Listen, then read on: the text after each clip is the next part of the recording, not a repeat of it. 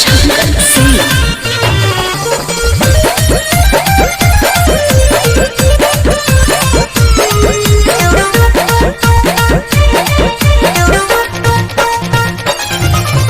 तोरे खातिर अब जीना है रानिया, तोरे खातिर अब मरना गे।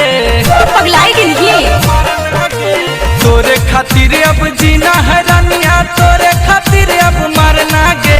चल बिहार न बाजा घुमैबा,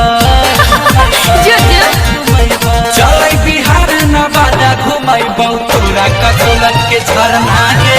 चल बिहार न बाजा घुमैबा, तोरा ककोलन